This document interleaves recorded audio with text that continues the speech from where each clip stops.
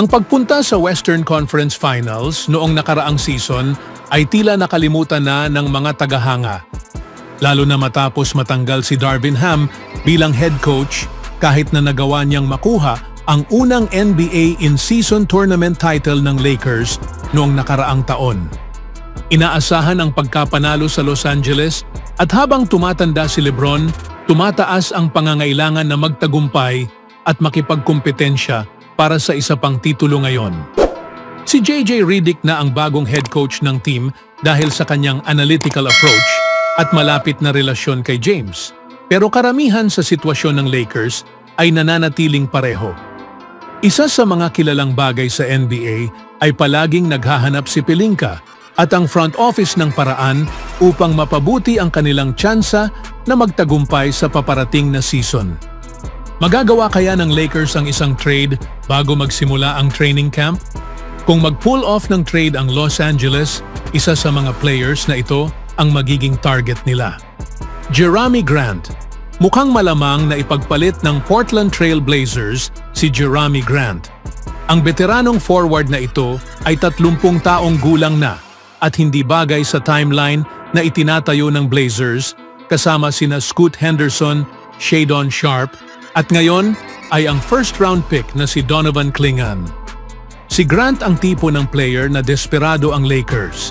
Kaya niyang maglaro bilang small forward o power forward at siya ay isang versatile na two-way player sa wing. Hindi lang siya maaaring maging pangunahing defensive option para sa Lakers, kundi ang kanyang scoring abilities ay makakabawas ng pressure kina James at Davis. Anumang senaryo upang makuha si Grant ay malamang na mangangailangan ng pagtulong ni Rui Hachimura, Gabe Vincent at alinman kina Christian Wood o Cam Reddish. Pero wala sa mga ito ang tunay na makikinabang sa Portland. Ito ay magdudulot ng pangangailangan para sa Lakers na maghanap ng ikatlo o ikaapat na team upang mapadali ang trade, na malapit nang maging imposible habang papalapit ang training camp. Bukod pa rito, ang Lakers ay masikip sa cap space at tax relief kung isasama si Grant.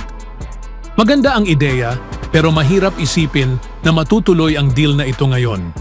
Pangalawa ay si Cam Johnson ng Brooklyn Nets. Kabilang sa maraming team, ang Lakers ay nagpapakita ng interest sa Brooklyn Nets forward na si Cam Johnson ngayong summer. Dahil sa pagpunta ng Nets sa ibang direksyon matapos ipagpalit si Mikal Bridges sa New York Knicks, si Johnson ang susunod na player na maaaring i-trade para sa mga future assets. Sa kabuuan ng kanyang career, si Johnson ay kilala bilang isang malakas na spot shooter mula sa labas ng three-point line. Kung may isang bagay na kailangan ng Lakers sa tabi ng kanilang dalawang stars, ito ay mga tunay na perimeter threats na kayang magbigay ng pressure sa kalaban. Ang Lakers ay nag-rank sa top 10 sa three-point shooting percentage noong nakaraang season. Pero ito ay isang pangangailangan pa rin na nararamdaman ng prangkisa. Kung sakaling makuha si Johnson, may daan ang Lakers na magbuo ng magandang offer dahil ang pagbabalik ni Russell sa Brooklyn ay may katuturan. Sa pagbabalik ng Nets, si Russell ay magiging isang veteranong leader sa point guard position. Kasama si Russell, maaaring ipadala ng Lakers sina Wood at Reddish sa Nets din, na nagpapanatili sa kanila sa ilalim ng second apron habang isinasama si Johnson. Pangatlo ay si Kyle Kuzma ng Washington Wizards. Ito ay magiging isang napaka-interesanting hakbang para sa Lakers. Si Kyle Kuzma ay ipagpalit mula Los Angeles papuntang Washington Wizards nang dalhin ng Lakers si Russell Westbrook. Ang eksperimentong ito ay nabigo kay Pelinka dahil nagtagumpay si Kuzma bilang pangunahing option sa Washington, hindi na kailangang manatili sa anino nina James at Davis. Si Kuzma ay nasa trade block ng Wizards mula pa noong trade deadline, ngunit ang organisasyon ay hindi aktibong naghahanap upang i-trade siya. Sa halip, dahil nagre-rebuild ang Washington, pinapayagan nila ang mga team na magtanong tungkol sa mga player maliban sa kanilang recent draft picks. Habang si Kuzma ay humihimok ng interest, ang Wizards ay nagpakita ng pag-aalinlangan. Ang team ay handa na sanang ipadala si Kuzma sa Dallas Mavericks noong nakaraang season bago siya humiling na hindi ipagpalit. Worth mentioning din na ang Sacramento Kings ay seryosong naghabol kay Kuzma bago ang NBA draft, ngunit nabigo dahil sa draft assets na in-offer ng Kings. Ito ay tiyak na isang long shot na senaryo. Gayunpaman, si Kuzma ay nananatili sa trade block at maaaring marinig muli ang kanyang pangalan sa mga trade rumors bago ang trade deadline. Ang pang-apat ay si Jordan Clarkson ng Utah Jazz. Ano ang plano ng Utah Jazz? Matapos ang pagtatapos ng season na may record na 31 hanggang 51, mataas ang pag-asa ng Jazz na makakagawa sila ng malaking galaw ngayong off-season para muling makabalik sa playoff contention. Si Lauri Markkanen ay nag-restructure at nag-extend ng kanyang kontrata upang manatili sa Utah. Pero iyon lang ang ginawa ng organisasyon. Mukhang hindi handa ang Jazz na makipagkumpetensya para sa playoff spot sa kasalukuyan. Kaya't hindi maiiwasan na magkakaroon sila ng mga pagbabago sa kanilang roster sa pamamagitan ng trade. Si John Collins ay nasa trade block at si Colin Sexton ay narinig na rin ang kanyang pangalan sa mga chismis na ang ilan ay konektado sa Lakers. Si Jordan Clarkson ay isa pang pangalan na malamang na mapasama sa trade block dahil siya ang pinakamatandang guard sa roster ng Utah at may magandang kontrata. Ang 32 taong gulang na si Clarkson ay may natitirang 2 taon at $28 milyong sa kanyang kontrata at nananatiling isang mahalagang talent bilang sixth man. Kung may isang bagay na malinaw para sa Lakers, ito ay kailangan nila ng mga player na may malaking epekto sa kanilang bench.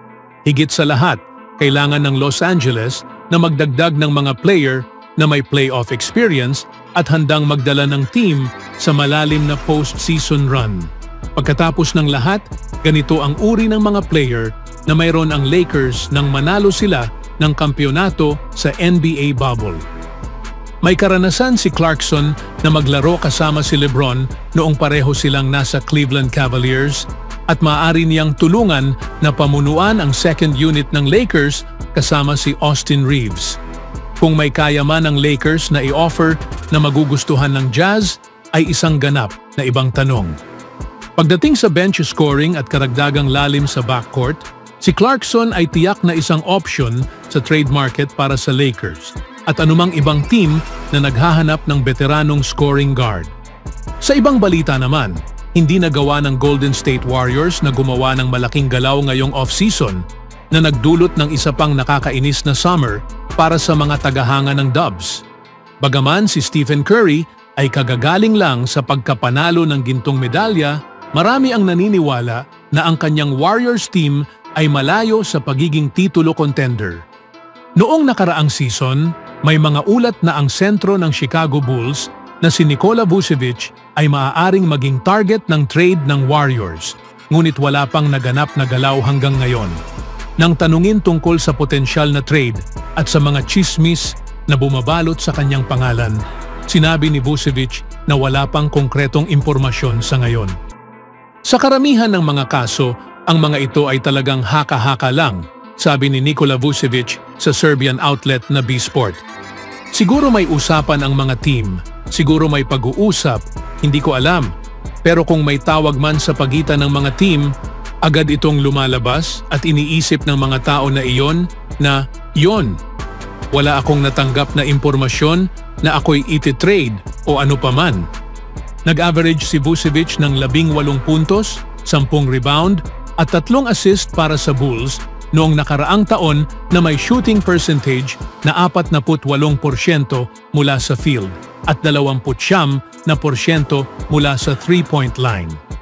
Ang 4 na beses na NBA All-Star ay papasok sa ikalawang huling taon ng kanyang kontrata sa Chicago, na palaging naglalagay sa kanya bilang kandidato sa mga trade rumors.